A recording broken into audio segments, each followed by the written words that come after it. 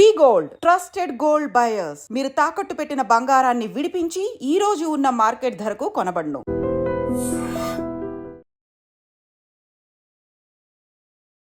అందరికీ నమస్కారం. నేను Swaroopa Potlapalli. Welcome to trending topic.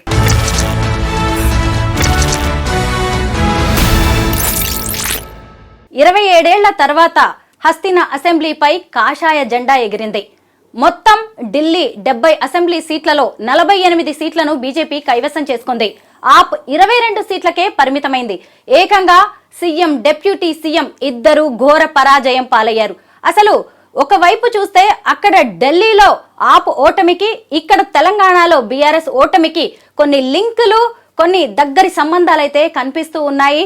అసలు ఆప్ ఎందుకు ఓడిపోయింది, అలాగే బీజేపీ ఇంతగా పుంజుకోవడానికి కారణాలేంటి, నెక్స్ట్ ఢిల్లీ సీఎం పీఠాన్ని అధిరోహించబోయేది ఎవరు, ఇలా వీటన్నిటి మీద మనకి మంచి అనాలిసిస్ ను అందించడానికి ఆప్ తెలంగాణ స్టేట్ కన్వీనర్ సుధాకర్ గారు నాతో పాటు రెడీగా ఉన్నారు. ఆయనతో మాట్లాడదాం. నమస్తే సుధాకర్ గారు. నమస్తే.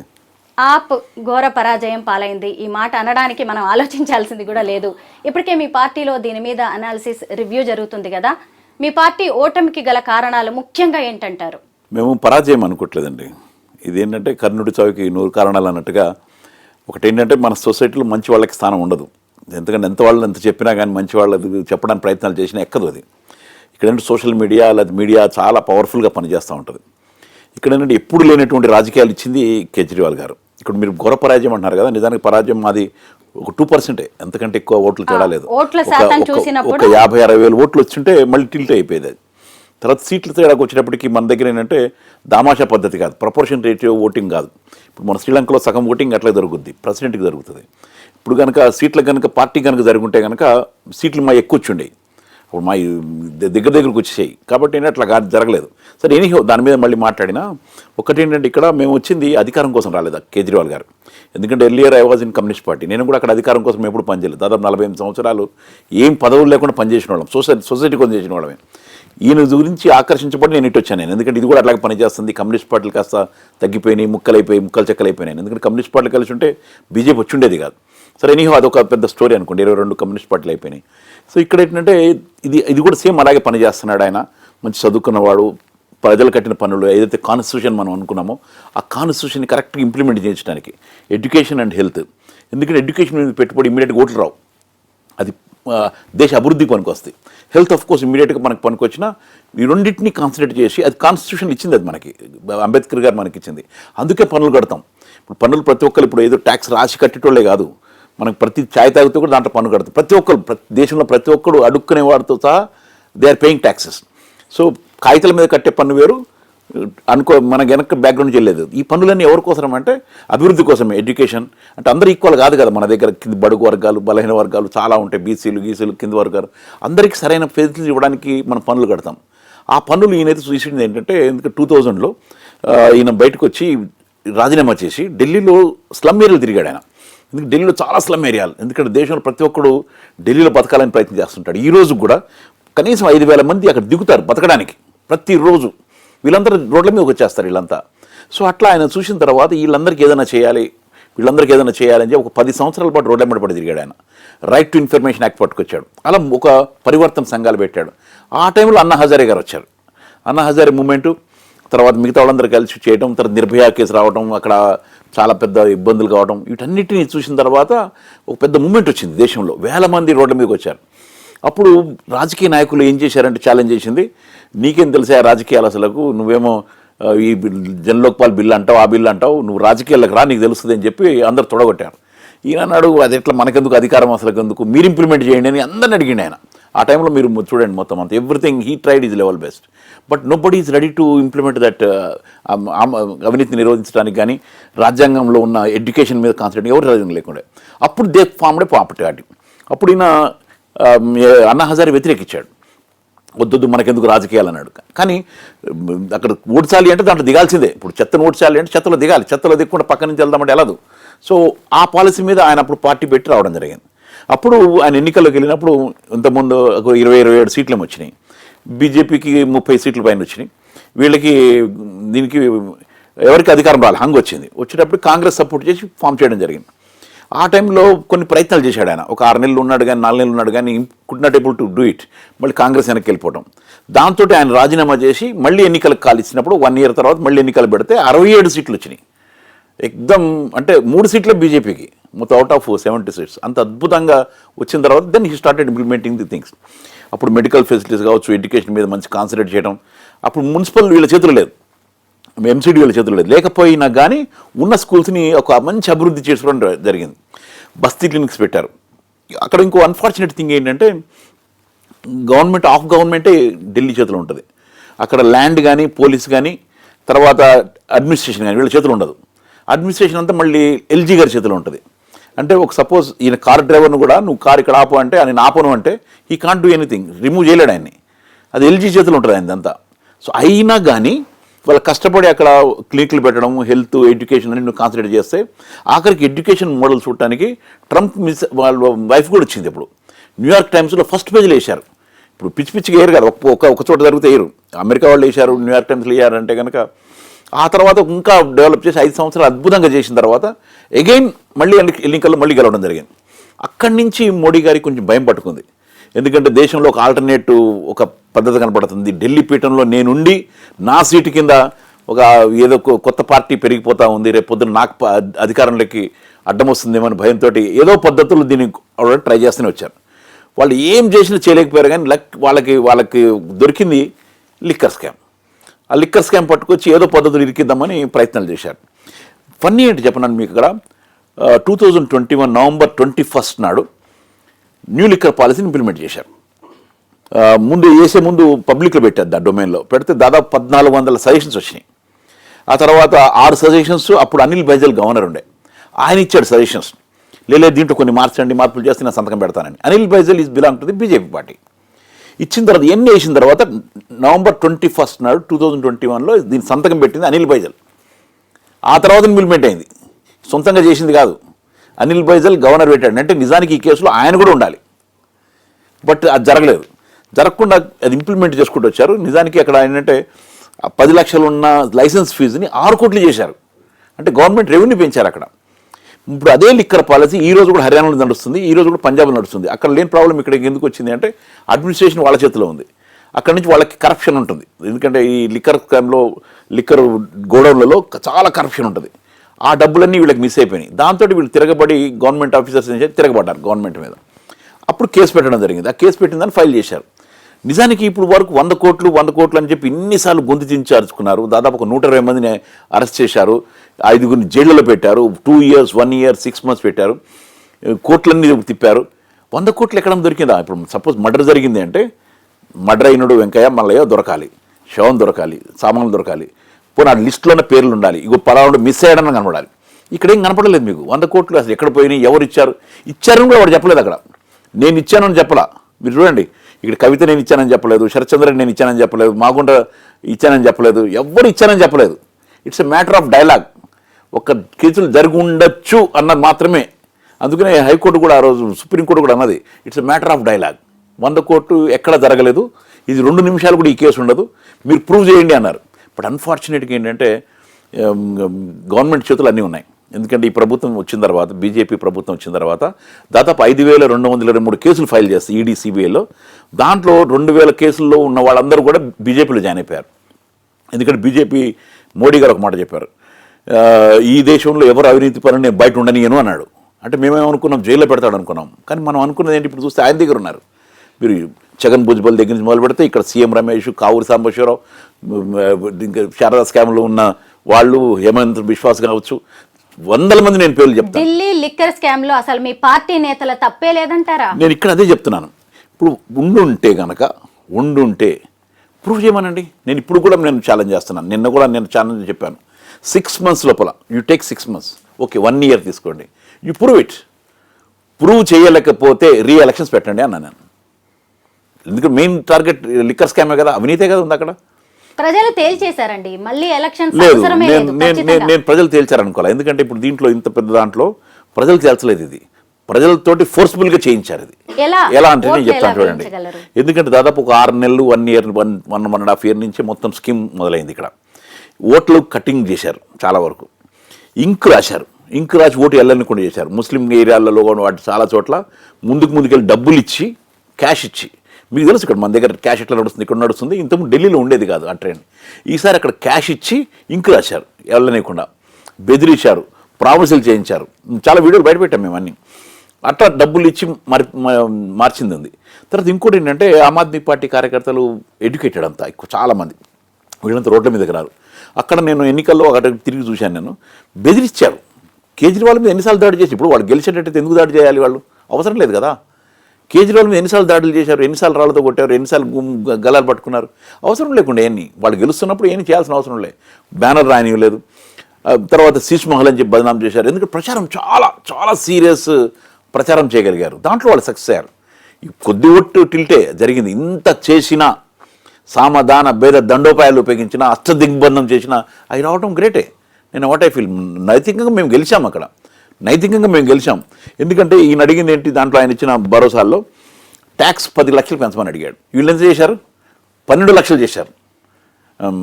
15 లక్షల వరకు దాదాపు 60 నుంచి 70 వేల రూపాయలు రాయితీ వచ్చింది వాళ్ళకి. మామూలు మాట కాదు అది.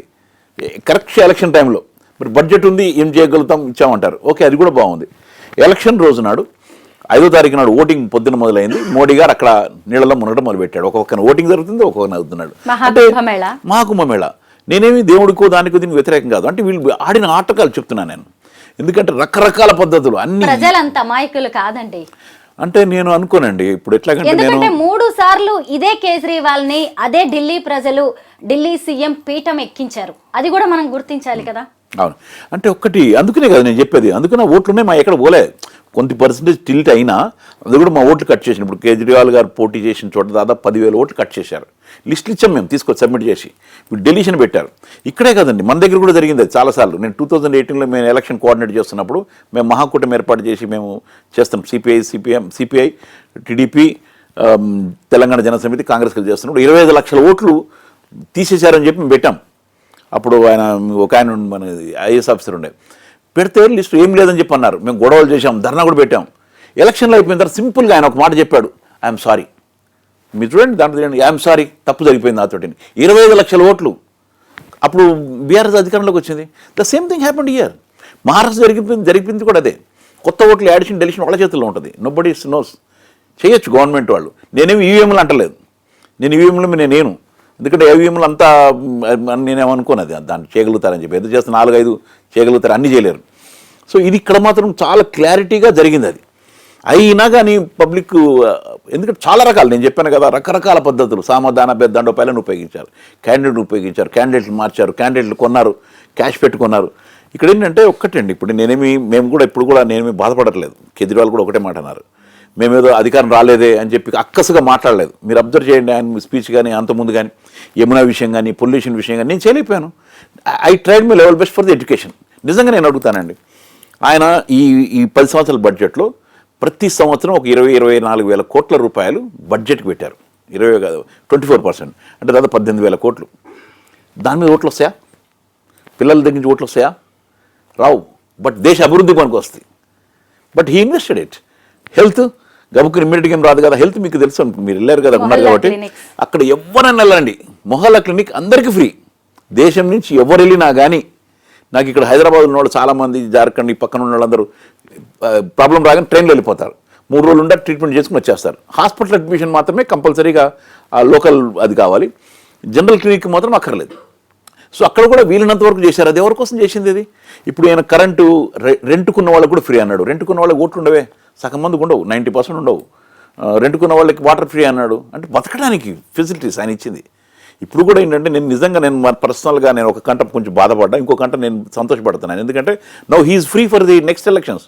మేము బలవంతంగా చేస్తాం. ఎందుకంటే ఆయన ఒక 3 మంత్స్ బ్యాక్ 4 మంత్స్ బ్యాక్ ఒక మాట అన్నాడు, బీజేపీ పాలిత రాష్ట్రాలు 22 ఉన్నాయి, మీరు కరెంటు ఉచితంగా ఇవ్వండి, నేను వచ్చి పని చేస్తాను అన్నాడు. గుర్తుందో లేదో, అందరూ కొంతమంది కౌంటర్ చేసి ఏంటి ఇట్లా పిచ్చోళ్ళగా మాట్లాడుతున్నాడు అని. But eats correct.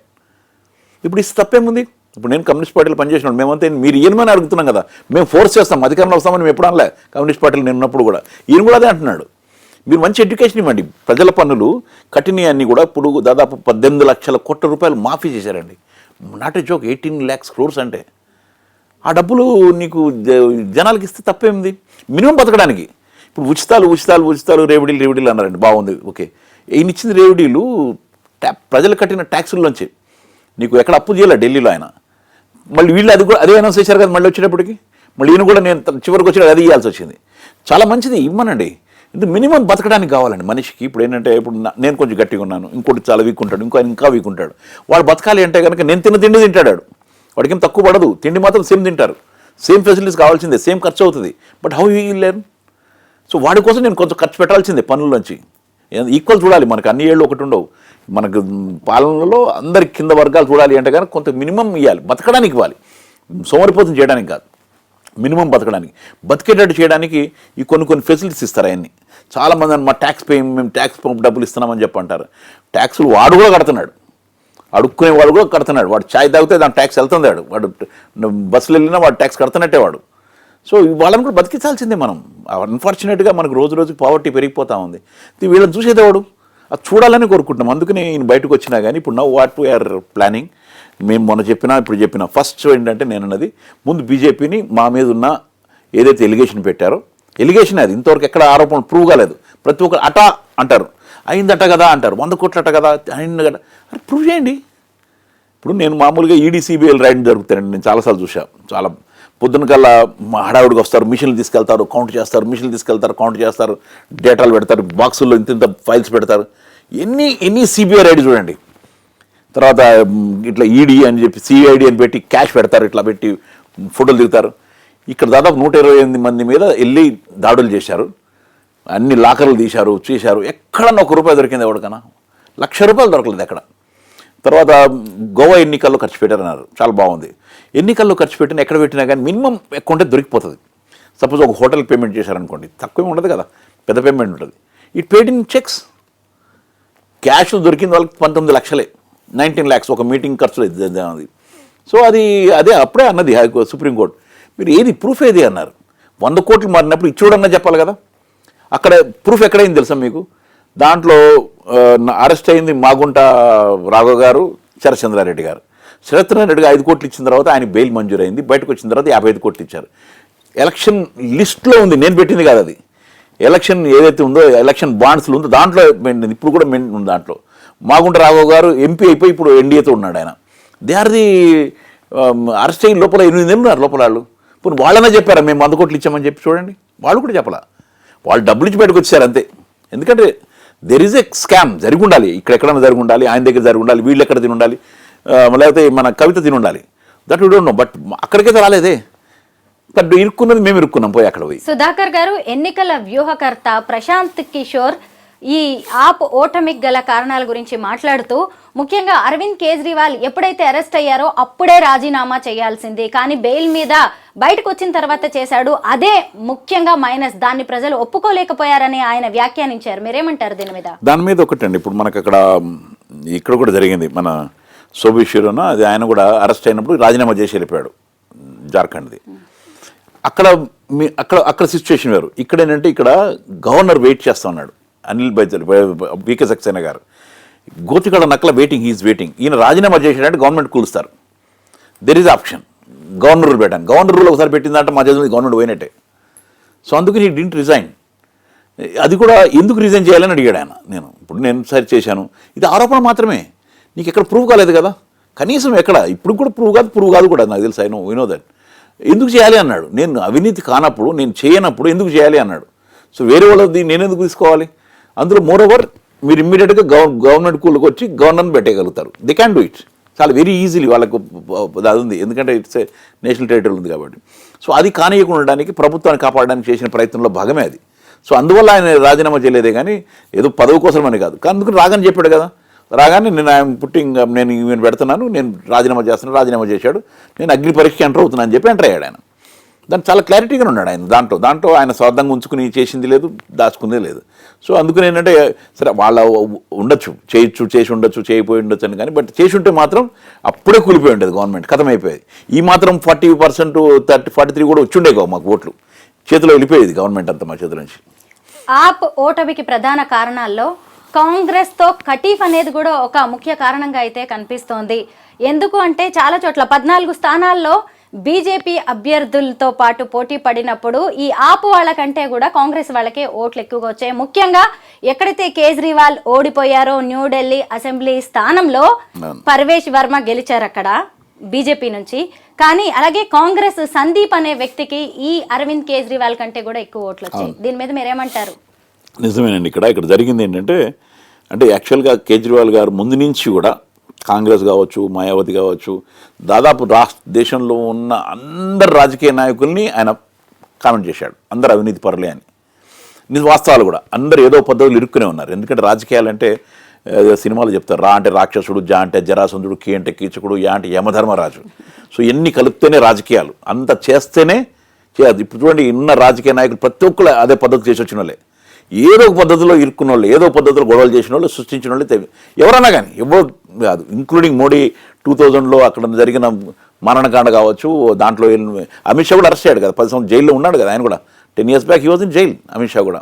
సో ప్రతి ఒక్కరు ఏదో ఎక్కడో జరిగినది.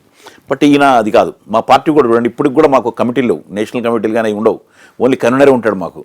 ఇప్పుడు కూడా సిస్టమ్ అంతా మా రాజకీయ పార్టీగా నడవదు, ఒక సోషల్ ఆర్గనైజేషన్గా, ఒక ఎన్జిఓగా నడుపుతాం ఇప్పుడు కూడా పార్టీ. సో ఇటువంటి కండిషన్లు ఉన్న పార్టీకి నేను ఏదో పాయింట్ చెప్పాను మీకు, నేను కట్ అయింది. మీరు అడిగింది ఏంటి point? Sorry, Congress, sorry, I'm very sorry. So అందుకు ఏంటంటే, మేము లాస్ట్ టైం వచ్చినప్పుడు నేను ఆయన అడిగాను ఒక మాట, గుజరాత్లో మనం కలిసి వెళ్ళాల్సింది అంటే ఆయన అడిగాడు, అట్లా అనుకుంటున్నారు మీరు అని అడిగారు. అంటే నేను అన్నాను, చూడండి, పెద్ద శత్రువుని ఎదుర్కోవడానికి చిన్న శత్రువుని కలుపుకోవాల్సి వస్తుంది. నేను అన్నాను అప్పుడు, ఆ టైంలో ఢిల్లీలో మనకి మేయర్ జరుగుతున్నాయి, ఇప్పుడు మనం మేయర్ కూడా కానియరేమో అంటే కనుక ఆయన అన్నాడు, so we'll think about it అన్నాడు ఆయన. తర్వాత నేను కాంగ్రెస్ని కలుపుకుని బీజేపీని ఎదుర్కోవడానికి వెళ్తేనే మంచిది అనుకున్న తర్వాతనే మన ఇండియా కూటమి ఫామ్ అయింది. ఇండియా కూటమిలో చేరాం మేము. ఇవన్నీ మనస్పర్ధలన్నీ పక్కన పెట్టేసేసి మొత్తం చేసుకున్న తర్వాత కాంగ్రెస్ ఒంటెత్తు పోకరి చాలా ఎక్కువైపోయింది. ఎందుకంటే ఇక్కడ కూడా నేను 2018లో మహాకూటమి ఏర్పాటు చేయడంలో కమ్యూనిస్ట్ పార్టీ నుంచి నేను ప్రధాన పాత్ర వహించాం. అప్పుడు నేను అందరిని కూర్చోబెట్టి తయారు చేసిన తర్వాత ఒక హోటల్లో కూర్చున్నాం, మేము, రమణ గారు, కోదండరామ్ గారు, మేమంతా కలిసి ఒకసారి కూర్చుని, మా పార్టీ నుంచి నేను రిప్రజెంట్ చేశాను, పశ్చపద్మ గారు ఉండే, కూర్చుని రిప్రజెంట్ చేసిన తర్వాత ఉత్తమ్ కుమార్తో మాట్లాడిన తర్వాత మహాకూటమి ఏర్పాటు చేస్తే మేము కూడా ఉంటామన్నాడు. మహాకూటమి ఏర్పాటు చేశాం 2018లో. మంచి వేవ్ వచ్చింది, అసలు మహాకూటమి వచ్చేస్తుంది, మినిస్ట్రీ ఫామ్ అయిపోతుందన్న వేవ్ వస్తే ఈయన అప్పుడు ఉత్తమ్ కుమార్ రెడ్డి గారు చివరి వరకు మాతో మాట్లాడలేదు. ఫామ్ చేసింది మేము, కమిటీ తయారు చేసింది మేము. కోదండరామ్కి 8 సీట్లు ఇస్తా అంటారు, 4 సీట్లు అంటారు, మాకు 8 సీట్లు అంటారు, మాకు 3 సీట్లు అంటారు. 3 సీట్లు కూడా డిక్లేర్ చేయలేదు. తెలుగుదేశానికి అట్లాగే చేశారు, చివరి వరకు చేసి మేము వెళ్ళిపోతున్నాం కానీ వదిలేశారు మమ్మల్ని. లాస్ట్కి బతిమాలుకుని ఏదో పోటీ చేసామే కానీ ఫెయిల్ అయ్యాం.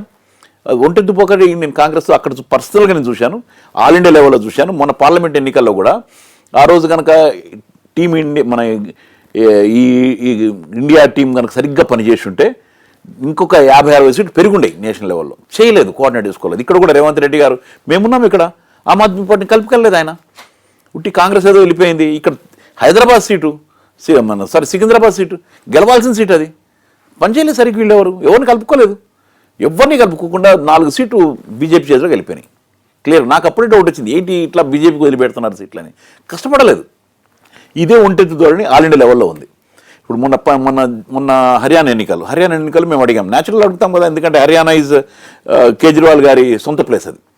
దాంట్లో ఆయన అడిగింది ఏంటి, ఒక 10 సీట్లు అడిగాం. 10 అన్నప్పుడు వాళ్ళు 6 అన్నారు, 6 అన్న తర్వాత 4-5 అన్నారు. సరే మేము మాట్లాడదాంలే, అడ్జస్ట్ చేసుకుందామని చెప్పి అనుకున్నప్పుడు 3 సీట్లు ఇవ్వడానికి కూడా సిద్ధంగా లేరు. రాహుల్ గాంధీ కొంచెం ఫేవర్ ఉన్నాడని చెప్పి విన్నాను నేను. అక్కడున్న Bhupender he was against it, ఇవ్వడానికి వీల్లేదు. ఏం చేస్తాం మరి మేము? తప్పని పరిస్థితుల్లో వదిలేయాల్సి వచ్చింది. తప్పని పరిస్థితుల్లో మామూలు కూడా ఏదో క్యాండిడేట్ పెట్టుకున్నారు అక్కడే వాళ్ళు కాంగ్రెస్ ఒంటెత్తుపోకడ. అక్కడి నుంచి మొదలైంది. మళ్ళీ ఇక్కడికి వచ్చేటప్పటికి ఇక్కడ మేము పోటీ చేస్తున్నామన్నారు, మేము కూడా తప్పని పరిస్థితులు పోటీ చేస్తున్నామన్నాం. ఇప్పుడు ఎవరికన్నా ఉంటుంది, అందులో ఈయన కొంచెం కేజ్రీవాల్ గారు ఇంకా నికార్సుగా ఉంటారు. సరే మీరు పోతే పోండి, కానివ్వండి, మా మంచితనం పూర్తి చేసుకున్నాం, ముందే మీతో కలిసి మేము చెడిపోతున్నాం, మీరు అసలే కరప్టెడ్ పార్టీ మీది, ఇంకా నేను ఎందుకు చెడిపోవాలని చెప్పి ఆయన కూడా బయటకు వచ్చేసాడు టోటల్గా. ఇప్పుడు ఏమైంది, అందరం కలిసి అప్పచెప్పినట్టు అయింది. అది మా ప్రయత్నం మేము చేశాం. బట్ దీంట్లో కాంగ్రెస్ది ఒంటెత్తు పోకడ మాత్రం చాలా ఎక్కువగా ఉంది. ఎందుకంటే పెద్దన్న దూరంతో వెళ్ళాల్సింది వాళ్ళు. ఎందుకంటే సరే మాది చిన్న పార్టీ, మొన్న ఫామ్ అయ్యాం. ఇప్పుడు అక్కడ ఖర్గే లాంటి వాళ్ళు ఉన్నారు, పెద్ద పెద్ద మహామహులు ఉన్నారు, అద్భుతమైన ఎన్నో మంది ముఖ్యమంత్రులు చేసిన వాళ్ళు ఉన్నారు, ప్రధానులు చేసిన వాళ్ళు ఉన్నారు. వాళ్ళు కొంచెం దిగొచ్చి అరే మనం కలిసికెళ్దాము, మన బ్రాడ్ అవుట్లుక్లో మంచిది అని చెప్పి. కానీ వాళ్ళ ఉద్దేశం ఏంటో చెప్పనా మీకు? మెయిన్ టార్గెట్ రేపు కనుక 2029 ఎలక్షన్ వస్తాయి అంటే ఈయన గెలిచి మళ్ళీ సీఎం అయ్యి మళ్ళీ రాష్ట్రంలో ఎన్నుకుంటే కనుక 2029కి ప్రైమ్ మినిస్టర్ క్యాండిడేట్ కేజ్రీవాల్ అవుతాడు. ఎందుకంటే ఆల్రెడీ 2-3 years బ్యాక్ ఆల్రెడీ డిస్కషన్స్లో వచ్చింది అది. అందుకనంటే రాహుల్ గాంధీ ప్లాన్ ఏంటంటే మొన్నటిసారి 2000 ఓట్లు వచ్చినప్పుడు అబ్కి బార్ 400 అన్నప్పుడు ఓడిపోయిన పెద్ద కంగారు పడలేదు ఈయన. ఎందుకంటే వాళ్ళ టార్గెట్ ఈజ్ 2029. ఆయన దానికి ప్రిపేర్ అవుతున్నాడు. అప్పుడు ప్రైమ్ మినిస్టర్ కావాలని ప్రిపేర్ అవుతున్నాడు. అప్పుడు టార్గెట్ నీకు ఎవరు ఇక్కడ కేజ్రీవాల్ అడ్డం వస్తాడు. కాబట్టి కేజ్రీవాల్ ఊడ్చేసారు. అందుకనే కదా కాంగ్రెస్ వాళ్ళందరూ హ్యాపీగా ఉన్నారు వాళ్ళంతా మొత్తం. ఎందుకంటే ఆయనకు ఒక క్యాండిడేట్ వెళ్ళిపోయాడు, ప్రైమ్ మినిస్టర్ క్యాండిడేట్ పోయాడు అక్కడ. So they are happy. ఇప్పుడు వాళ్ళే మేమే టార్గెట్ అవుతాం అనుకుంటున్నారు వాళ్ళు. సో అందువల్ల జరిగింది ఇది. అందువల్ల బీజేపీకి అందరం కలిసి చేతిలో పెట్టినట్టు అయింది మొత్తం పదవి దానికి తీసుకెళ్ళి. ఇప్పుడు ఢిల్లీలో బీజేపీది ఖచ్చితంగా ఇన్స్టెంట్ సక్సెస్ అయితే కానే కాదు. ఎందుకంటే ఖచ్చితంగా ఢిల్లీ సీఎం పీఠం మీద కన్నేసి చాలా పకడ్బందీగా వ్యూహాలు రచిస్తూ వెళ్ళింది. దానికి ముఖ్యంగా ఎల్జీని ఒక బాణంలాగా అస్త్రంలాగా వాడుకుంది.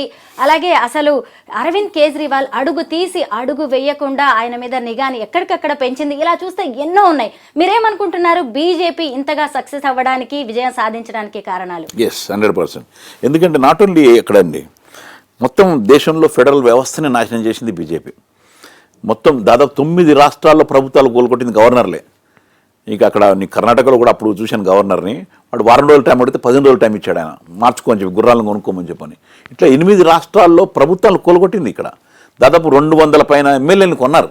మహారాష్ట్రలో చూసాం, అర్ధరాత్రి వాడని పెడతాడండి అసలు, రాత్రి 2 గంటలకి ప్రమాణ స్వీకారోత్సవం. మన కేరళలో చూసాం, మన కేరళలో టైప్ ఆఫ్ మిస్టేక్లో గవర్నర్ ఏదో లెటర్ పోయి 2 PM 2 AM వస్తే మీరు పొద్దున్న పెట్టండి అని చెప్పి ఆయన గొడవ. తమిళనాడులో నార్కోటిక్స్ దాని మీద పెడతానంటే గవర్నర్ దానికి. ఇక్కడ మనం సుందర్రావు ఆమెను చూసాం. ఇట్లా గవర్నర్ వ్యవస్థనే భ్రష్టు పట్టించారు. అక్కడ ఏం చేశారంటే అక్కడ ఎల్జీ ఉంటాడు. ఇక్కడంటే ఏమవుద్దంటే they can stop for while, ఒక 3 సార్లు ఆపగలుగుతారు, తర్వాత పాస్ అయిపోద్ది అసెంబ్లీలో. ఇక్కడ మన గవర్నర్ సిస్టమ్ ప్రకారం. ఎల్జీ అట్లా కాదు, every file should be sign కాకపోతే కానే కాదు, సమస్య లేదు. కాబట్టి అది ప్రతిదీ. అక్కడ నేను ఒక చిన్న ఇన్సిడెంట్ చెప్తాను మీకు. ఇప్పుడున్న గవర్నర్ కంటే ముందు ఇంకో గవర్నర్ది, అప్పుడు అనిల్ బైజల్ ఉండే.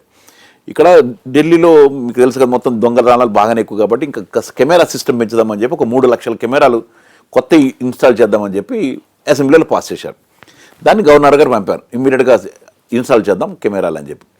ఫైల్ తొక్కి పెట్టాడు ఆయన. అపాయింట్మెంట్ అడుగు తెలలేదు. ఈయన సత్యేందర్ జైన్ గారు, సంజయ్ సింగ్ గారు కలిసి వెళ్ళారు అక్కడికి. వెళ్ళి సిసోడియా గారు వెళ్ళి కూర్చుని గవర్నర్ని కలమంటానికి ఆఫీస్కి వెళ్ళారు. ఈజ్ ఎ సీఎం, మినిస్టర్లు అందరు కలిసి వెళ్తే ఆయన అపాయింట్మెంట్ ఇవ్వాలి. బయట గెస్ట్ రూమ్లో కూర్చున్నారు.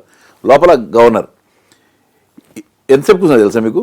7 days, 7 రోజుల పాటు అక్కడ నిరాకరణ చేశారు వాళ్ళు. 7 days. ఆ తర్వాత 150,000 కెమెరాలకి పర్మిషన్ ఇచ్చారు అక్కడ. కెమెరాలకి పోనీ అదేమన్నా వేరే కావు. ఎట్లాగే అన్ని ప్రతిదీ అక్కడి నుంచి రావాల్సిందే. ఇప్పుడు ప్రభుత్వాన్ని అక్కడ ఇప్పుడు మెడికల్ క్లినిక్స్ చేస్తున్నారండి. క్లినిక్లో మెడిసిన్స్ కావాలి, టెస్టింగ్లకి ఫ్రీ టెస్టింగ్ ఉంటాయి. వీటికి బిల్స్ అయితే పేమెంట్ చేయాలి కదా. ఆ బిల్స్ పాస్ చేయమని చెప్పి మెడికల్ హెల్త్ మినిస్టర్ పాస్ చేస్తే సెక్రటరీ పాస్ చేయడు. అది వెళ్ళి అనిల్ బైల్ దగ్గర ఉంటుంది పాస్ చేయడానికి, డబ్బులు రిలీజ్ చేయడానికి, డబ్బులు రిలీజ్ చేయడానికి కూడా. పబ్లిక్లో ఏమనుకుంటారు, మందులు ఇవ్వట్లేదు అని అనుకుంటారు. ఇట్లాగే అన్ని వివరాలు అన్నీ జరిగినాయి అంత ఇదే. ఇట్లా ప్రతి దాన్ని ఎన్కాష్ చేసుకున్నారు అక్కడ. ప్రతి విషయాన్ని ఎన్కాష్ చేసుకుంటూ వచ్చారు అక్కడ. దీంట్లో కాంగ్రెస్ వాళ్ళు కూడా సపోర్ట్ ఉన్నారు. కాంగ్రెస్ వాళ్ళు కూడా కంప్లైంట్ పెట్టారు ఇటువంటి వాటి మీద. ఎందుకంటే వాళ్ళు కూడా మేము కూడా తలపాపం తెలపేయని లిక్కర్ స్కామ్లో కూడా వాళ్ళు కంప్లైంట్లు పెట్టారు. చెప్పాను కదా ఇంతకుముందు నేను. వాళ్ళకి ఏంటంటే ఈయన పోతేనే రేపు పొద్దున రాహుల్ గాంధీకి ఆల్టర్నేట్ వస్తుందని, కానీ వాళ్ళు ఒక పని చేద్దాము చేసుకుందాం కలుపుకెళ్దాం అనేది లేదు. ఇప్పుడు ఈయనేమి ప్రైమ్ మినిస్టర్ అవుతానని చెప్పి ఎప్పుడు చెప్పలేదు. But they are doubting. ఎందుకంటే పీపుల్ డిమాండ్ ఎక్కువ వస్తుంది కాబట్టి ఎలాగ ననగొట్టాలి అని చెప్పి చేసిన ప్రయత్నంలో భాగమే ఇది. సో అందుకని ఏంటంటే ఇట్లా కొంచెం అపజయాన్ని చూడాల్సిన అవసరం వచ్చింది. అయితే ఇప్పుడు ఢిల్లీ సీఎం ఎవరు అనే దాని మీద ఉత్కంఠ నెలకొంది. ఎవరు ఏం చెప్పినా, ఎన్ని విశ్లేషణలు చేసినా ఫైనల్గా అమిత్ షా అలాగే మోదీ మనసులో ఏది ఉంటే అదే జరుగుతుంది, వాళ్లే సీఎం అవుతారు. అయితే బలంగా 5 పేర్లు మాత్రం ఎక్కువగా వినిపిస్తున్నాయి. ముఖ్యంగా పర్వేష్ వర్మ, ఆయనే ఢిల్లీ లిక్కర్ స్కామ్ లో కవిత పేరుని కూడా బయటకు తీసుకొచ్చారు. అప్పుడు ఆయన బీజేపీ ఎంపీగా ఉన్నారు. అలాగే ఇప్పుడు అరవింద్ కేజ్రీవాల్ మీద గెలిచారు ఎమ్మెల్యేగా. ఇంకొక వైపు చూస్తే ముఖ్యంగా 2 మహిళల పేర్లు బన్సూరి స్వరాజ్, దివంగత విదేశాంగ శాఖ మంత్రి సుష్మా స్వరాజ్ కూతురు. ఇప్పుడు ఆమె న్యూఢిల్లీ ఎంపీగా ఉన్నారు, బీజేపీ ఎంపీగా.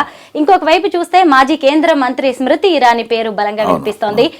వీళ్ళందరిలో ఎవరు సీఎం అయ్యే అర్హతలు కావచ్చు, ఛాన్స్ ఎవరికి ఉందంటారు?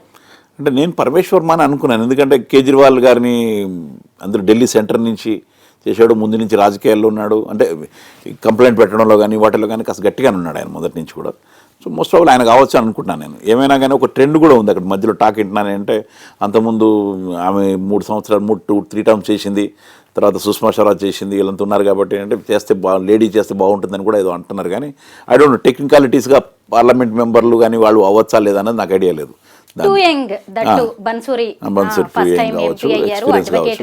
ఏమైనా కానీ అది చాలా చిన్న రాష్ట్రం. అది మన మేయర్ లాగానే, మన హైదరాబాద్ మేయరే అది. దాదాపు రత్తింగ్ బట్టే 2 crores ఓట్స్ మొత్తం కలిసి 2 కోట్ల మంది ఉన్నది.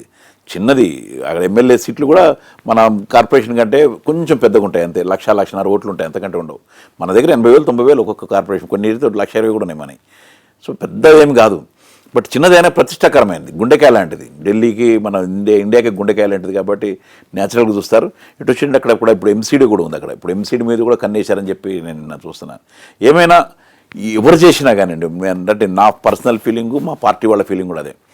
రేపొద్దున వచ్చే ఏ ముఖ్యమంత్రి అయినా కావచ్చు, ఇప్పుడు ఏదైతే మేము ఒక మంచి ఎడ్యుకేషన్కి పునాదులు వేసామో ఎడ్యుకేషన్ కంప్లీట్ చేయాలి. ఇట్స్ ఆఫ్టర్ ఆల్ మన దేశ భవిష్యత్ అంతా వాళ్ళ మీద డిపెండ్ అయి ఉంటుంది. మంచి భవిష్యత్ అంతా అక్కడే ఉంటుంది. హెల్త్ ఒకటి, హెల్త్ బాగుంటే ఇప్పుడు సపోజ్ నేను కనుక హెల్త్ బాగాలేదంటే కానీ నా ఇంట్లో అందరూ కూడా ఇంట్లో పండుకోవాల్సి వస్తుంది మొత్తం. అందుకని ఏంటంటే హెల్త్ అండ్ ఎడ్యుకేషన్ కాన్సన్ట్రేట్ చేయండి, మినిమం ఫెసిలిటీ పెంచండి. ఎందుకంటే ఇప్పటికీ చాలా చెదారం పడి ఉంటుంది, కొట్లాడుకొని. ఇప్పుడు మీకే వచ్చింది కదా గవర్నమెంట్, బాగు చేయండి. It's very good. యమునని ప్రక్షాళన చేయించండి, ఎందుకంటే యమునల పక్కన కెమికల్స్ అన్నీ కలుస్తూనే ఉన్నాయి. అవి ప్రక్షాళన చేయించండి, మంచినీళ్ళు తీసుకురండి. అందరికి మంచి చేస్తే అందరికి మంచిదే కదా. ఇప్పుడు మేమే అధికారం ఉండి అన్నీ చేయాలని ఏం కోరుకునే వాళ్ళమేం కాదు. మీరు చేయండి. దాన్ని డెఫినెట్గా మా ఆమ్ ఆద్మీ పార్టీ ఎమ్మెల్యేలు ఎవరు అందరూ కోఆపరేట్ చేస్తారు.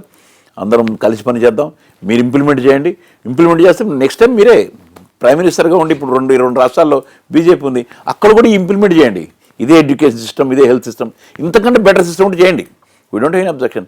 చేస్తే ఆమ్ ఆద్మీ పార్టీ ఎందుకు వస్తుందండి? ఇప్పుడు ప్రజలకు కనుక కావాల్సిన అవసరాలు ఇస్తుంటే ఎందుకు వస్తారు? వేరే వాళ్ళ దగ్గరికి ఎందుకు వస్తారు? అందరికీ వస్తారు. సో వీ హోప్ వాళ్ళు చేశారనుకోండి, మాకు పనికి తగ్గించిన వాళ్ళు అవుతారు. Will be very happy for that. Sudhakar గారు, మీరు ఆమ్ ఆద్మీ పార్టీకి తెలంగాణ స్టేట్ కన్వీనర్గా ఉన్నారు. అక్కడ ఢిల్లీ పాలిటిక్స్ని దగ్గర నుంచి చూస్తున్నారు, ఇక్కడ మన తెలంగాణ పాలిటిక్స్ని కూడా మీరు దగ్గర నుంచి వీటన్నిటిని ఫాలో అవుతూ ఉన్నారు. ముఖ్యంగా బీఆర్ఎస్ ఓటమికి ఇక్కడ కవిత లిక్కర్ స్కామ్లో ఉండడం అనేది కూడా ఒక కారణంగా ఖచ్చితంగా మనం చెప్పుకోవచ్చు. ఇక్కడ చూస్తే ఈ ఆప్కి కూడా అదే సెగ తగిలింది. దీని మీద మీ అభిప్రాయం ఏంటి?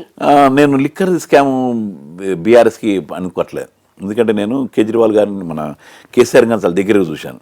నా రాజకీయ జీవితంలో దాదాపు అందరు సీఎంలకి మేము జస్ట్ వాకిన్, మాకు పెద్ద ప్రాబ్లం ఉండేది కాదు. మేము నేనేమి ఎమ్మెల్యే కాకపోయినా మాకు పెద్ద కష్టమయ్యేది కాదు. ప్రతి సీఎంని చాలాసార్లు కలిసినాం, ఎన్నో ఇష్యూస్ మీద రిప్రజెంటేట్ చేయడం. జస్ట్ ఎన్టీ రామారావు గారు అయితే వాకిన్ ఉండే మాకు ఆల్మోస్ట్ ఆల్, అంత దగ్గరగా అవైలబుల్ ఉండే చాలామంది, అందరు ఎవరు కాదు.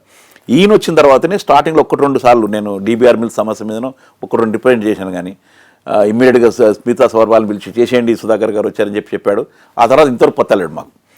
ఈ రోజు వరకు నేను చూడలేదు ఆయన్ని 10 సంవత్సరాల నుంచి. అసలు నాకు బయట కనపడలేదు, మీటింగ్లో కనపడలేదు, ఎక్కడ మాకు అవకాశం దొరకలేదు కేసీఆర్ని కలవడానికి. వాళ్ళ మినిస్టర్లా చెప్తారు, సుధాకర్ గారు ఏమనుకోవద్దు, సెల్ ఫోన్ పక్కన పెట్టండి, మేము మాట్లాడలేము అంటాడు. ఈటల రాజేందర్ చెప్పాడు, ఎవరు కూడా. ఈటల రాజేందర్ అయితే ఆయన దిగిపోయే ముందు రోజు, అంటే రాజీనామా చేసే ముందు 2 రోజుల ముందు నాతో మాట్లాడాడు ఆయన. నేను కోవిడ్లో కలిశాను నేను ఆయన్ని. మేమంతా కలిసి కోవిడ్కి పనిచేసినప్పుడు చెప్పాడు, ఏంటి మళ్ళీ మీరు హాస్పిటల్కి వెళ్ళట్లేదంటే, హాస్పిటల్కి వెళ్తే కాళ్ళెర కొడతా అన్నాడని. డైరెక్ట్ ఈటల రాజేందర్ పట్టుకుని డైరెక్ట్ కాళ్ళెర కొడతాను మళ్ళీ ఒకసారి వెళ్ళామంటే అని. ఎందుకు ఆయన చూసాం కదా, మనం డిప్యూటీ సీఎం రాజయ్య ఇట్లా అన్నాడని చెప్పేసి ఆయన తీసి పక్కన పడేసేసాడు. So that was his character. అది ఇప్పుడు ఒక విషయంలో నేను ఆయనకి ఏంటంటే, భగీరథిలో కొంచెం మంచినీళ్ళు ఇవ్వడం అనేది మంచి పని. ఎందుకంటే యాజ్ ఎ డాక్టర్గా, మెడికల్గా వాటర్ బౌండ్ డిసీజెస్ 50% ఉంటాయి. అవి తగ్గించడానికి కొద్దిగా ప్రయత్నాలు చేశాడు. It's good thing. దాంట్లో అవినీతి ఉండొచ్చు, కాళేశ్వరంలో అవినీతి ఉండొచ్చు, కానీ తప్పదు. కొన్ని మన దగ్గర మన సొసైటీ సిస్టమ్ అది. సో అటువంటిది కొన్ని చేసినా నీకు డెవలప్మెంట్కి మాత్రం అంతగా ఎక్కడ చేసినట్టు కనపడాలి నాకు. ఆయన చేయగలగాలనుకుంటే చాలా ఉండింది. ఎడ్యుకేషన్ సిస్టమ్ మార్పులు తీసుకురావచ్చు, మిగతా తీసుకురావచ్చు, ఏటికి కూడా తీసుకోలేదు. నాకు తెలిసి 10 సంవత్సరాలు ఎప్పుడు కూడా అపోజిషన్ పార్టీని పిలిచి కూర్చొని మాట్లాడింది లేదు ఆయన. ఒక పద్ధతి ఏంటంటే అపోజిషన్ పార్టీ ఇప్పుడు ఆయనకు వచ్చిన 30-40% ఓట్సే, నియర్లీ 60% ఓట్స్ అయితే ఆయనకు రాలేదు కదా, మిగతా పార్టీలో ఉన్నాయి కదా. ఎప్పుడు పిలిచి మాట్లాడినా ఆయన ఏ మీటింగ్కి ఎప్పుడు పిలవలేదు. Any issue, any major issues కూడా అంతా వాళ్ళ కోసం ఆయన కోసం చేసుకుంటూ పోయాడు. ఆస్తులు పెంచుకుంటూ పోయారు, ప్రాపర్టీస్ పెంచుకుంటూ పోయారు, ఫామ్ హౌస్లో కూర్చున్నాడు. నాకు తెలిసి సెక్రటరీ రాని ముఖ్యమంత్రి ఆయనే కట్టుకున్నాడు. పాపం దాంట్లో కూడా రాలేకపోయాడు ఆయన ఆఖరికి. దాని మీద కూడా గొడవ చేసాం మేము. సెక్రటరీ ఇక్కడ కట్టద్దు, అక్కడ కడతానంటే ఇక్కడే కట్టమని గొడవ పట్టింది నేనే. మేము అప్పుడు ఏది అక్కడ ఎర్రగడ్డలో కడతానంటే వెళ్ళి పెద్ద ధర్నాలు పెట్టాను నేను. అందరిని మొబైలైజ్ చేసి అన్ని పార్టీలు తీసుకొచ్చి పెద్ద గొడవ చేస్తే చెప్పాను నేను, ఇక్కడే మీకు వాస్తు బాగుంది, ఇక్కడే పెట్టండి అని చెప్పి ఇక్కడే కట్టాలి అంటే ఆ తర్వాత ఇక్కడ కట్టారు అది. సో అంతా ఆయన ఏది 8వ నిజాం, నేను అదే పెట్టాము ఆయనకి, 8వ నిజాం లాగా ప్రవర్తించేవాడు. సో డెవలప్మెంట్కి ప్రాసెస్కి వెళ్ళలేదు. సో ఇప్పుడున్న గవర్నమెంట్ కూడా ఒకసారి కంపేర్ చేస్తే ఇప్పుడు ఏంటంటే కొంచెం వీళ్ళు అవైలబుల్ అవుతున్నారు. ఎంతవరకు ముందుకు వస్తారో లేదన్న నాకు తెలియదు, కానీ కొన్ని కార్యక్రమాలు కానీ కొంచెం ఓపెన్నెస్గానే ఉన్నారు. మినిస్టర్లు కానీ వాళ్ళు కానీ అందుబాటులో ఉన్నారు. కొద్దిగా ఈయన కూడా అందుబాటులో ఉన్నాడు. కావాలంటే గబుక్కుని కలుస్తున్నాడు, ఏదో చెప్పడమే చెప్తున్నారు. ఎందుకంటే ఈ 10 సంవత్సరాల్లో చాలా బ్యాక్లాగ్స్ వచ్చినాయి. లక్షల కోట్ల రూపాయల అప్పులు పెరిగిపోయినాయి రాష్ట్రానికి. సో ఇవన్నీ కావాల్సిన చోట పెట్టుబడులు జరగలేదు. ఇప్పుడు నిజానికి 10 ఇయర్స్లో ఎడ్యుకేషన్ మంచి పెరగలేదు. మల్లారెడ్డిలో వంటి వాళ్ళు పెరిగిపోయారే కానీ సరైన పద్ధతిలో ఎడ్యుకేషన్ పెరగలేదు, సిస్టమేటిక్గా పెరగల. సో ఇవన్నీ కావాలి, తర్వాత వర్గీకరణ కావాలి, బీసీ వర్గం మనం చేస్తున్నారు, దాంట్లో కొన్ని ప్రాబ్లమ్స్ ఉన్నాయి, అవి చేయాలి. ఇవన్నీ ఇప్పుడు ఉన్న గవర్నమెంట్ చేయగలిగితే కనుక బాగుంటుంది, చేయగలిగితే బెటర్ అవుతుంది. కానీ లిక్కర్ స్కామ్ గురించి మాత్రం నేను అనుకోను దానివల్లనే పోయింది, దానివల్లనే చేసిందని. ఎందుకంటే లిక్కర్ స్కామ్ అక్కడ కూడా పెద్ద ఎఫెక్ట్ పడలేదు. ఎందుకంటే మీకు ఇంకోటి ఇంట్రెస్టింగ్ చెప్పనా మీకు, ఢిల్లీ కన్నాట్ ప్లేస్ నుంచి 20 కిలోమీటర్ల దూరంలోనే గుర్గాం, అది హర్యానా. అంటే జస్ట్ ఇక్కడ నుంచి సికింద్రాబాద్ లాగానే కదా, కొంచెం లేదా కుక్కటిపల్లి అనుకోండి, అంతే కదా. వెళ్ళి తెచ్చుకుంటున్నారు డ్రింక్ అక్కడ. ఇక్కడ 3,000 రూపాయల బాటిల్ అక్కడ 1500కి దొరుకుతుంటే ఇక్కడ ఎందుకు కొంటాడండి వాడు అసలు. మొత్తం గుర్గాంలో యూ విల్ నాట్ బిలీవ్, నేను అసలు నాకు చెప్తే నేను లేను చూడటానికి. 24 అవర్స్ గుర్గాం పెద్ద పెద్ద షాప్, సూపర్ మార్కెట్స్, అన్బిలీవబుల్. నీకు ప్రపంచంలో ఎక్కడ దొరకనంత చీప్ నీకు బీజేపీ పాలిత హర్యానాలో దొరుకుద్ది లిక్కర్. అక్కడ దొరుకుతుంటే ఇక్కడ ఎందుకు కొనుక్కుంటాడు, వెళ్ళి స్కూటర్ వెళ్ళి తెచ్చుకోలేడా. 50 రూపాయల ఖర్చులో వెళ్ళి సగం రేట్లు. ఇప్పుడు ఇక్కడ 1000 రూపాయల బాటిల్ అక్కడ 500 దొరుకుతుంది. You will not believe, surprising అది. సుధాకర్ గారు సందట్లో సడేమియా అన్నట్టు కేటీఆర్ ఇప్పుడు ఈ ఢిల్లీలో ఆప్ ఓటమికి రేవంత్ కూడా ఒక కారణం. ఆయన వెళ్ళి ఢిల్లీలో ప్రచారం చేశారు. ఆయనది ఐరన్ లెగ్ మహారాష్ట్రతో మొదలై ఢిల్లీతో కాంగ్రెస్ పతనం అనేది మొదలైంది అని చెప్పి వ్యాఖ్యానించారు కేటీఆర్. మీరేమంటారు దీని మీద? ఇప్పుడు ఎట్లా ఉంటుందంటే గురువింద గింజ సామెత అవుతుంది. అట్లాంటి పెద్ద ఐరన్ లెగ్ రాహుల్ గాంధీ కాదా? ఆయన ఎక్కడికి వెళ్ళినా పోలే అనొచ్చా మరి? అది ఆయన అనాల ముందు. ఆయన ఎక్కడికి వెళ్ళినా పోతాయి రాష్ట్రాలన్నీ. ఇక్కడ ఏం గెలిచినాయని ఉన్నాయి. ఇప్పుడు ఏదో ఇక్కడ 2 కనబడుతున్నాయి కానీ మనకి అవి కూడా ఏం నిలబడ్డాయి. మొత్తం దేశంలో అనిపోయినాయి కదా. ఎక్కడ ఉన్నారు, ఎక్కడ లేరు. ఎక్కడ చూసినా కొద్దిగా అక్కడక్కడ కలిసి ఉన్నాయి అంతే. అవి కూడా పోతానే ఉన్నాయి ఇప్పుడు. అది ఇంకా పెద్ద ఐరన్ లెగ్ కదా. లేకపోతే సిగ్గు లేదని నిజంగా ఎంత సిగ్గుపడాలంటే మనం ఎవరన్నా కాంగ్రెస్ పార్టీ వాళ్ళు ఢిల్లీలో 6 సార్లు జీరోలు. ఢిల్లీలో ఈ మధ్యనంతా మొత్తం చూడండి లేదు కదా, మొత్తం ఇప్పుడు కూడా జీరోనే కదా. కనీసం సాధించుకోలేకపోయారు కదా. అది అంటానికి అంటే ఐరన్ లెగ్ అంటాం కానీ పెద్ద ఐరన్ లెగ్ నన్ను అడిగితే రాహుల్ గాంధీ అవుతాడు ఆయన. బట్ ఈ మధ్యన కొంచెం బెటర్ అయ్యాడు. అంటే ఉన్న మాట వాస్తవం మాట్లాడాలి, కొంచెం బెటర్ అయ్యాడు ఆయన. ఇంకా రావాలి. ఎందుకంటే ఆయనకి ఈ డబ్బులు సంపాదించుకున్న పెద్ద నాయకులు చాలామంది ఉన్నారు, వేల కోట్లు సంపాదించిన వాళ్ళు. వీళ్ళు కనుక సపోర్ట్ చేస్తే రాహుల్ గాంధీ పికప్ చేయగలుగుతాడు వాళ్ళు. బట్ ఎవరు కోఆపరేట్ చేయడం నాకు తెలిసి అంత. ఫైనల్గా ఒక్క క్వశ్చన్. అన్నా హజారేతో కలిసి అవినీతిని అంతమొందిస్తానని కేజ్రీవాల్ కలిసి నడిచారు. అయితే అసలు నేను రాజకీయాల్లోకి రాను, నాకు అధికారం అక్కర్లేదని చెప్పి ఆయన రాజకీయాల్లోకి వచ్చారు. కేజ్రీవాల్ 3 సార్లు సీఎం అయ్యారు. అయితే ఆయన చెప్పేదానికి చేసేదానికి పొంతనుండదు, చెప్పేదొకటి చేసేదొకటి అని అరవింద్ కేజ్రీవాల్ మీద కొన్ని విమర్శలు అయితే ఉన్నాయి. మీరు ఆయన్ని చాలా దగ్గర నుంచి గమనిస్తూ ఉన్నారు కదా, మీరేమంటారు అరవింద్ కేజ్రీవాల్ వ్యవహార శైలి, క్యారెక్టర్ గురించి? కొన్నిగా చాలామంది అంటారు అదన్నీ. దానికి రీజన్ ఏంటంటే హీజ్ నాట్ పొలిటీషియన్, రాజకీయ నాయకుడు కాదు ఆయన, బ్యూరోక్రాట్ నుంచి వచ్చినాడు. పాపం ఐఆర్ఎస్ చదివి చేసి ఏదో చేద్దామని, లేకపోతే ఆయనకి ఉద్యోగం ఏంటంటే లక్షల్లో ఉంటుంది వాళ్ళకి. ఐఆర్ఎస్ చేసిన వాళ్ళకి మా మిసెస్ కూడా జాబే ఉండే. ఏదో చేద్దామని వచ్చేసేసి రొచ్చులో పడ్డాడు. నిజానికి వచ్చేసేసి ఆయన ఇది రొచ్చే, నిజానికి రాజకీయాలు పెద్ద రొచ్చు అది. ఈ రాజకీయ చదరంగం అంటారు ఎందుకంటే అవతలోడు ఎంత స్టెప్లు వేస్తాడు అన్నది చూడాలి. ఇప్పుడు ఎన్నికలు చేశారని మామూలు మాట కాదు ఇది. ఎంత ప్లానింగ్ చేస్తే ఆలోచించండి. ఇక్కడ ఎన్నికలు జరుగుతుంటాయి, ఒక పక్కన 5వ తారీఖు వెళ్ళాలి ఆయన. ఇంత క్లారిటీ చూడండి. ఇక్కడ ఓటింగ్ జరుగుతుంది, ఇక్కడే ఆయన నీళ్ళలో మునుగుతా ఉన్నాడు. డే అంతా అదే కదా. నీకు ఎంత సెంటిమెంట్ క్రియేట్ చేయగలుగుతారు? మీరు చూడండి, నేషనల్ ఎలక్షన్ రాగానే పుల్వామా దాడి జరుగుద్ది, అంతకుముందు పఠాన్ కూడా జరిగింది. నేను ఇప్పుడు కూడా అడుగుతాను, పుల్వామా దాడి జరిగితే 40 మంది చనిపోతే ఒక్కడన్నా పట్టుకోగలిగారు ఈ రోజు వరకు? మీకు అదే అహ్లాక్ అని ఎవడో ఇంట్లో గొడ్డు మాంసం పెడితే దొరికిపోద్ది, ఏజెంట్లు వెళ్తారు పట్టుకుంటారని. నీకు 80 కిలోలు ఆర్డీఎక్స్ నడుస్తుంటే పట్టుకోలేకపోయారా? తర్వాత గవర్నర్ చెప్పాడు కదా, దాన్ని వాళ్ళకి ఎయిర్ లిఫ్ట్ చేసి ఉంటే ఏదని. సో ఇవన్నీ రాజకీయం ఇదంతా. వాళ్ళు దేశభక్తి దైవభక్తి పేరు మీద ఈరోజు మొత్తం దేశాన్ని నడుపుతున్నారు. ఇది అట్లా అంత చిల్లర రాజకీయాలు కాంగ్రెస్ అయితే చేయలేదు అనుకోండి. బట్ వాళ్ళ మత రాజకీయాలు కూడా వాళ్ళు నడిపారు. చెన్నారెడ్డి ఉన్నప్పుడు ఇక్కడ కూడా నడిపి గవర్నమెంట్ ప్రభుత్వాన్ని కూలగొట్టి నేను చూశాను. చెన్నారెడ్డి ఉన్నప్పుడు అయితే కనుక ఇక్కడ కరెక్ట్ మీరు పుట్టారో లేదు ఆ టైంలో ఇక్కడంతా దారుణంగా ఉండేది. తెలంగాణ అంతా, హైదరాబాద్ అంతా కూడా కర్ఫ్యూలు ఎప్పుడు సంవత్సరంలో 6 నెలలు కర్ఫ్యూలే ఉండేవి. రాజకీయంగా ఆ రోజు చేసింది. సో అటువంటి రాజకీయాలు నడిచిన రాష్ట్రాలు ఈ దేశాలు ఇవన్నీ. సో వాటి నుంచి మనం చూసాం మత కల్లోలాలు గుజరాత్ జరిగినాయి. కానీ రాజకీయం అదంతా ఎవ్రీథింగ్ ఈజ్ రాజకీయం. ప్రతిదీ అధికారం కోసం చేసే ఈ రాజకీయాలు ఈయనకు చేత కాదు. ఈయన చూడండి, మొన్న కూడా చెప్పినప్పుడు కూడా ఫస్ట్ టైము నేను యమునాను తర్వాత రోడ్లు అవి బాగు చేస్తాను, చేయలేకపోయాను, మళ్ళీ ఇవ్వండి అన్నాడు. మళ్ళీ 2020లో కూడా అదే అడిగాడు ఆయన, నేను చేయలేకపోయాను ఇవ్వండి. ఎందుకు చేయలేదని కూడా చెప్పలేదు ఆయన. మొన్న కూడా మళ్ళీ అదే చెప్పాడు. మొన్న 2024లో కూడా మొన్న ఎన్నికల్లో కూడా చాలా క్లారిటీగా నేను రోడ్లు చేస్తాను, ఐఎమ్ సారీ చేయలేకపోయా. మంచినీళ్ళు అందరికి ఇవ్వగలుగుతాను, ఇవ్వలేకపోయాను, కొంతమందికి ఇచ్చాను. ఏమన్నా చేస్తాను అనుకుని చేయలేకపోయాను. మళ్ళీ ఇంకొక టైం ఇవ్వండి, నేను ఎడ్యుకేషన్ చేశాను, ఇవి కొన్ని చేయగలిగాను, నా చేత నేను చేశాను, ఇంకా చేస్తాను ఇవ్వండి అన్నాడే. కానీ ఎందుకు ఏంటి మీరు ఆపారు అని పెద్ద ఉపన్యాసాలు ఇవ్వలే. ఆయన ఇచ్చే ఉపన్యాసం 2 నిమిషాలు 3 నిమిషాలు 5 నిమిషాల కంటే ఉండదు. ఆ ఉన్న కాడికి చెప్పేస్తాడు ఆయన అంతే. అంతేగాని దాటేసేసి మసిపూసి మారడికాయ చేసే అలవాట్లు కేజ్రీవాల్ గారు లేవు. సో అందుకనే అంటున్నారు కదా, నేను మంచి వాళ్ళకి జనరల్గా స్థానం ఉండదు. సో రాజకీయాలంటే ఇంతే, వీటిలో దిగాలి అంటే కనుక కేజ్రీవాల్ గారికి ఆయనతో అయ్యేది కాదు నిజానికి. అది ఎనీహో మేము ఫర్దర్గా మేమంతా ఉంటాము అభివృద్ధి. అందుకని నేను అన్నాను కదా, నేను ఒక గంట సంతోషించాను. నేను కనీసం ఆ రొంపులోంచి బయటకు వచ్చి ఇప్పుడు now we will try to implement it. అదే ఎడ్యుకేషన్ని ప్రజలందరికీ అందించాలి, అదే వైద్య విధానాన్ని ప్రజలకు అందించాలి.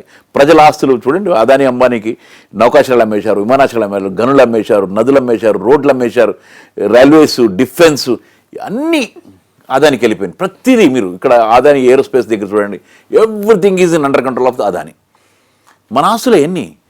సో వాటి కోసం కాదు కదా, ప్రజల కోసం కదా. ప్రజల కోసం ఆ రోజు ఎన్నో పోరాటం చేసి సాధించుకున్న విశాఖ ఉక్కు, ఆంధ్రుల హక్కు అని చెప్పి ప్రాణాలు పోతే ఇది మళ్ళీ ప్రైవేట్గా అమ్మేస్తున్నారు. రైల్వేస్లో ప్రాఫిట్ వస్తున్నది, ఎల్ఐసీలో ప్రాఫిట్ వస్తున్నది. ఇవన్నీ ప్రజలు ఇవి కాపాడడానికి మేమంతా పనిచేస్తామంటున్నాను. అందరినీ కలుపుకొని భవిష్యత్తులో ఉద్యమం నిర్మించడానికి ఆమ్ ఆద్మీ పార్టీ కేజ్రీవాల్ గారి నాయకత్వంలో పనిచేస్తుందని, అదే పని చేస్తానని చెప్పి అనుకుంటున్నాం మేమంతా. ఢిల్లీ రాజకీయ చదరంగం మీద ఎక్సలెంట్ అనాలిసిస్ అందించినందుకు thank you so much Sudhakar గారు. థ్యాంక్స్ అండి.